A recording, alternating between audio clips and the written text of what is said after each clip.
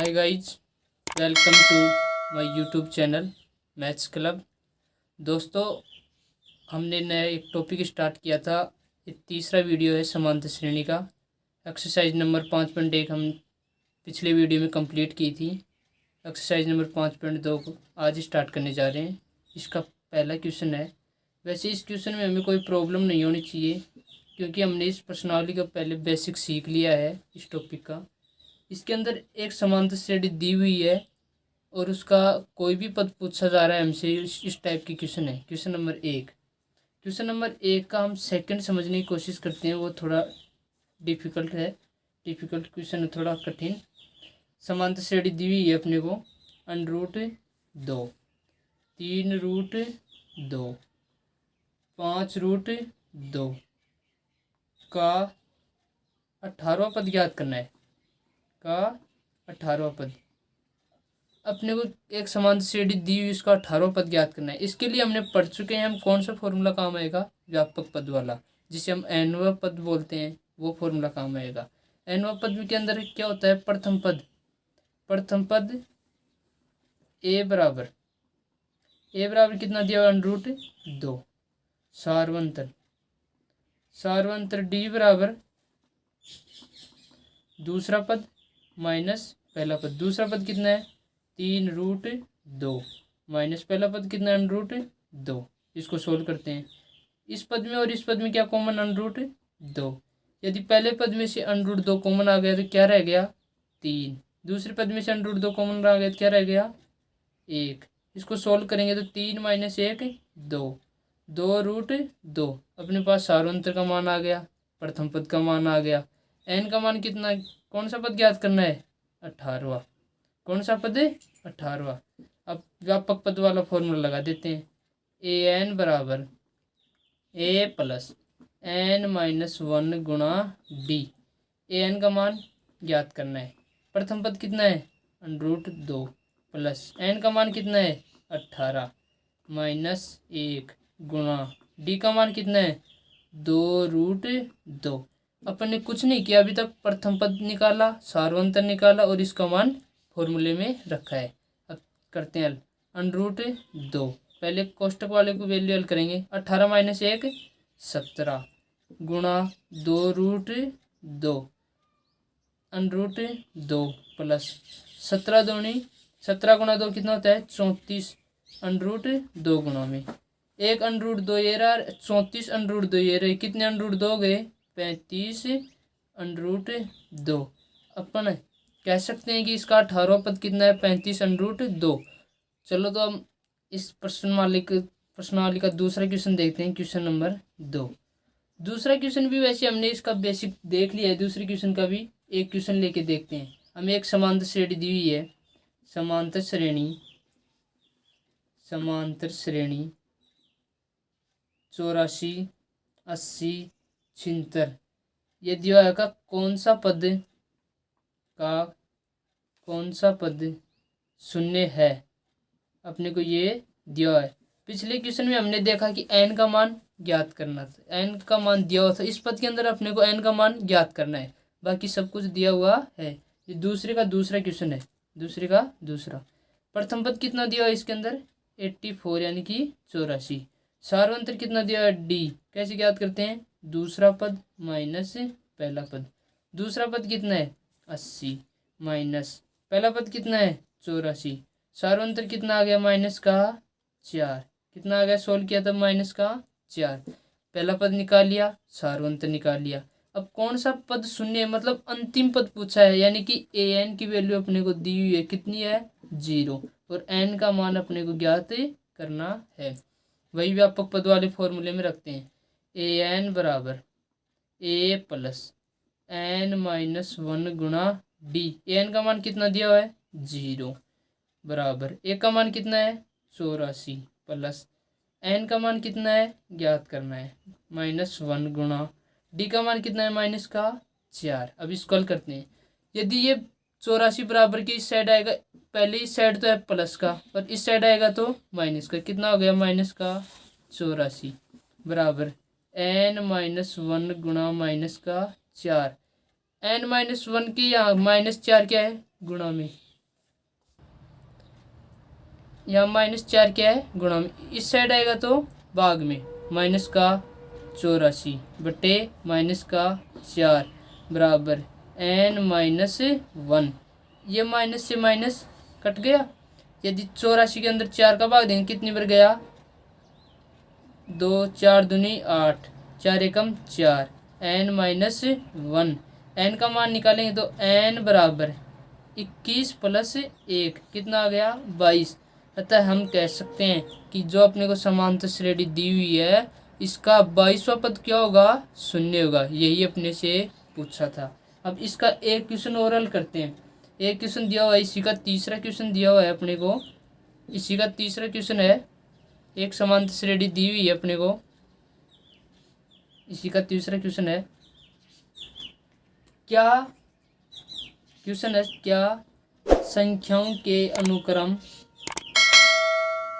क्या संख्याओं के अनुक्रम 5, 11, 17, 23 का कोई पद 301 है। अपने को ये बात ज्ञात करनी है कि जो अपने को समांतर श्रेणी दी हुई है इसका कोई पद, यानी कि इसके अंदर कोई ना कोई पद 301 है या नहीं, ये ज्ञात करना है। इसके लिए वही प्रथम पद क्या है, 5।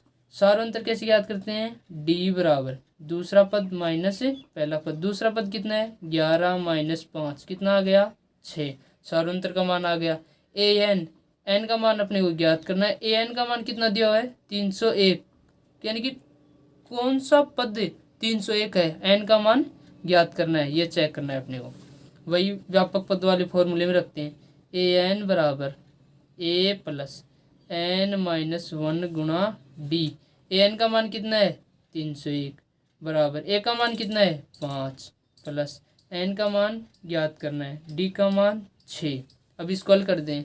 यदि 5 बराबर की साइड आएगा तो माइनस का, 301 - 5 बराबर n-1 गुणा 6। 301 - 5 कितना रह गया, 296। कितना रह गया, 296 बराबर n-1 गुणा 6। अब इसको हल करते हैं। यहाँ पर n-1 के गुणा में क्या है, 6 बराबर की साइड जाएगा तो भाग में, 296 बटा 6 बराबर n-1। 6 से 6 का भाग देते हैं, 6 चौका 24, कितना बच गया, 5। 6 के अंदर 56 के अंदर 5 6 का भाग दो, 6 नाम 54, पूरा नहीं गया, यानी कि 6 49 पॉइंट कुछ आएगा, n-1। अतः n का मान पूर्णांक वैल्यू नहीं है, पूर्णांक नहीं है, n की वैल्यू पूर्णांक मान प्राप्त नहीं हुआ तो हम कह सकते हैं कि इस समांतर श्रेणी का कोई भी पद 301 नहीं है। यहाँ तक बात समझ में आ गई। हमने अभी तक 2 क्वेश्चनों के अंदर n का मान दिया हो तो अपन ने an का मान ज्ञात करना सीख लिया, an का मान दिया हो तो n का मान ज्ञात करना सीख लिया। यदि अपने को ये दिया हुआ समांतर श्रेणी का कौन सा पद ये है वो ज्ञात करना सीख लिया। अपन ने अभी तक 2 क्वेश्चन सीखे हैं। अब आज का तीसरा, इस प्रश्न माले का क्वेश्चन नंबर 3 है, जो कि हमने लास्ट वीडियो का अंतिम क्वेश्चन किया था, उसी के समांतर एक क्वेश्चन दिया हुआ है। ये क्वेश्चन में संख्या चेंज है जो कि हमने पीछे ट्राई की थी। आप इसको करने की ट्राई करना, नहीं आए तो मुझे कमेंट में बताना। इसलिए हम क्वेश्चन नंबर 4 देख रहे हैं। कौन सा क्वेश्चन नंबर 4? क्वेश्चन है, यदि किसी समांतर श्रेणी का तीसरा पद कितना दिया हुआ है, 4, नौवां पद कितना दिया हुआ है, -8, तो इसका कौन सा पद शून्य होगा, अपने को ये ज्ञात करना है। अपने को अंदर इस क्वेश्चन के अंदर न तो अपने को प्रथम पद दिया हुआ, न अपने को सार्वंतर दिया हुआ। हम इसके अंदर कैसे क्या करेंगे उसके लिए हम देखते हैं। यदि किसी समांतर श्रेणी का तीसरा पद दिया हुआ है, तीसरे पद को किससे लिखते हैं, a3 बराबर कितना दिया हुआ है, 4। अब देखो इसके अंदर व्यापक पद वाले फॉर्मूले की सहायता लेते हैं। an बराबर a + n-1 गुणा d। कौन सा पद दिया है अपने को, तीसरा पद, यानी कि a3। n की वैल्यू दी हुई है 3, a + n की जगह रखो 3 -1 गुणा d। a3 कितना वैल्यू दी हुई है, 4 बराबर a + 3 - 1 कितना हो गया, 2d। यानी कि एक समीकरण तीसरे पद वाले जो वैल्यू दी है उसके ये समीकरण बन गई a + 2d = 4, समीकरण नंबर 1। अब अपने को कौन सा पद दिया है, नवा पद a9 = -8। इसके लिए भी हम एक समीकरण बनाएंगे a9 बराबर a + n का मान कितना दिया हुआ है 9, 9 - 1 गुणा d कितना दिया इसका मान a9 का -8 a + 9 - 1 कितना हो गया 8 गुणा d। ये अपने पास कौन सी समीकरण आ गई, 2। समीकरण 1 आ गई और समीकरण 2 आ गई। अब अपन समीकरण 1 व 2 को हल करके एक समांतर श्रेणी बनाएंगे। वहाँ से a व d का मान ज्ञात करेंगे। इन दोनों को हल करके a व d का मान आएगा, फिर वहाँ से एक समांतर श्रेणी बन जाएगी। फिर हम इसका कोई भी जो अपने को पूछे वो ज्ञात कर सकते हैं। दोनों समीकरणों को हल करते हैं। समीकरण 2 -1 से समीकरण 2 में से 1 घटाते हैं a + 8d = -8। समीकरण 1 कितना है a + 2d = 4। हल करते हैं। समीकरण 1 - 2 कर 2 में से 1 को घटाते हैं माइनस माइनस माइनस 1 से 1 कैंसिल आउट। 8d में से यदि 2d कम कर दिया तो कितने बच गए 6d बराबर -8 और -4 जुड़ के कितना हो गया -12। यहाँ से d का मान कितना आ गया, d की वैल्यू कितनी आ गई -2। यहाँ 6 गुणा में है, d के इधर जाएगा तो भाग में कितना आ गया, d की वैल्यू -2। समीकरण 1 में d का मान रखने पर किसी भी एक समीकरण में d का मान रख देंगे तो a का मान प्राप्त हो जाएगा। समीकरण 1 में रखते हैं a + 2 गुणा d का मान -2 बराबर 4 a -4 बराबर 4।